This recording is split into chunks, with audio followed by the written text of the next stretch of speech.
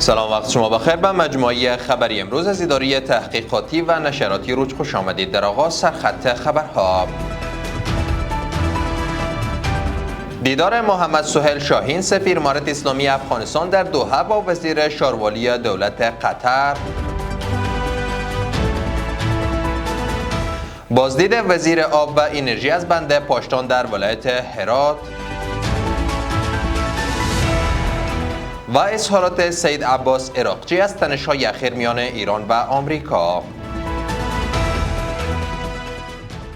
امروز دوشنبه 13 ماه دلوی سال 1404 خورشیدی در ادامه مشروع خبرها: محمد سهیل شاهین سفیر امارت اسلامی افغانستان در دوحه با عبدالله بن الحمد وزیر شاروالی دولت قطر دیدار کرد. سفارت افغانستان در قطر میگوید که در این دیدار دو طرف پیرامون گسترش همکاری‌های مشترک میان شاروالی‌های کابل و دوحه در بخش‌های ساخت و بازسازی سرک‌ها، اعمار پل‌های هوایی و زمینی، برنامه‌های ارتقای ظرفیت و دیگر موضوعات مرتبط گفتگو کردند.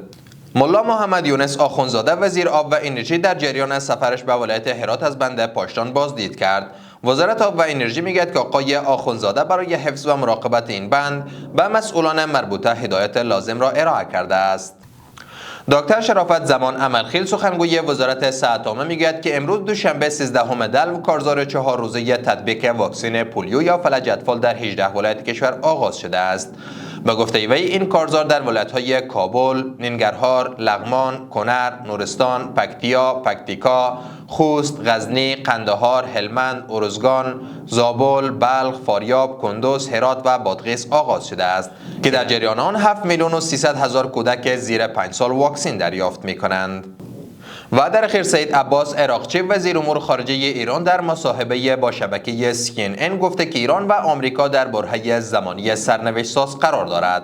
وزیر خارجه ایران افزوده که تهران و واشنگتن می تواند به یک توافق عادلانه و منصفانه برای تضمین عدم تولید سلاح هسته‌ای دست یابد.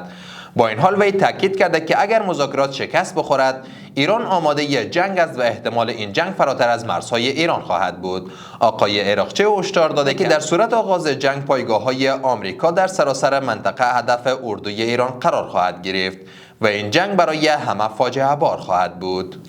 جهان سپاس از توجه و همراهیتان. برای تازه‌ترین های افغانستان، منطقه و جهان سری بزنید به صفحات اجتماعی ما در تلگرام، واتساپ و اکس.